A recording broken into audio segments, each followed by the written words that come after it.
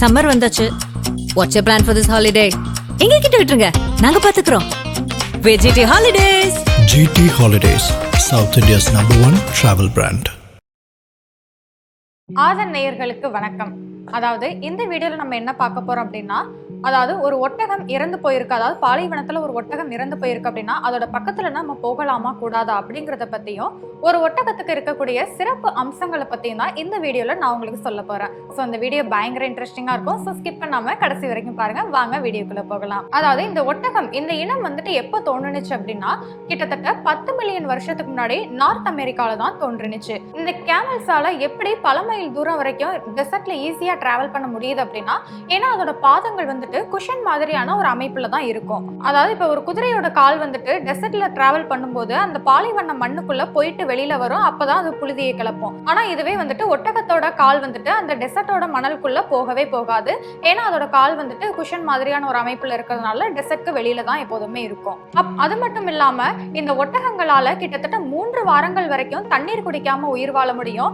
6 மாசங்கள் வரைக்கும் உணவே இல்லாமலும் இதால வாழ முடியும். அதுக்கு காரணம் என்ன அப்படின்னா, இந்த கேமல்ஸால ஒரே நிமிஷத்துல, கிட்டத்தட்ட வெறும் ஒரே நிமிஷத்துல 121 லிட்டர்ஸ் ஆஃப் தண்ணியை வந்துட்டு அதோட ஸ்டொமக்லையும் அதோட திமிழ்லையும் வந்துட்டு சேர்த்து வச்சுக்க முடியுமா. இது எப்பெல்லாம் சோர்வாகுதோ அப்பெல்லாம் வந்துட்டு அந்த தண்ணியை வச்சு தன்னைத்தானே இது சுறுசுறுப்பா மாத்திக்குமா.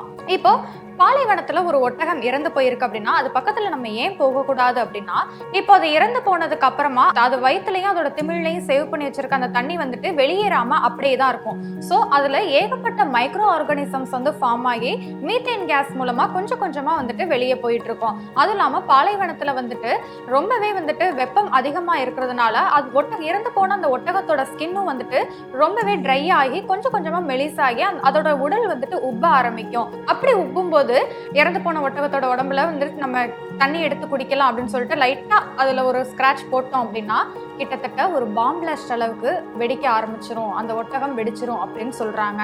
அப்படியே அது நம்மளோட அதிர்ஷ்டம் அது வெடிக்கல அப்படின்னாலும் அதோட வயிற்றுக்குள்ள இருக்கிற தண்ணியை நம்ம எடுத்து குடிச்சோம் அப்படின்னா பல தீராத வியாதிகள் வரும். ஏன்னா அந்த தண்ணி வந்து ஏற்கனவே கெட்டு போய் ஏகப்பட்ட மைக்ரோ ஆர்கானிசம்ஸ் ஃபார்ம் ஆயிருக்கும் இல்லையா. ஸோ அந்த தண்ணியை நம்ம குடிக்கவே கூடாது. நீங்க எப்போவாது டெசர்ட் பக்கம் டிராவல் பண்றீங்க அப்படின்னா இறந்து போன ஒட்டகத்தோட பக்கம் போயிடாதீங்க.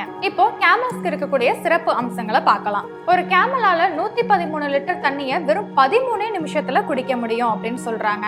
அது மட்டும் இல்லாம கேமல்ஸோட இமைகள் வந்துட்டு பெருசா இருக்கும், அதோட மூக்கோட சுவாச குழாய் வந்துட்டு சின்னதா இருக்கும். ஸோ பாலைவனத்துல வந்துட்டு புயல் காத்து எதுவும் அடிச்சாலும் அதோட கண்கள்லையும் அதோட மூக்குலையும் வந்துட்டு மண் போகாது. அவ்வளோ ஏன் காதுக்குள்ளேயும் வந்துட்டு மண் போகாது. ஏன்னா அதோட காதோட ஓட்டையும் வந்து சின்னதா தான் இருக்கும்.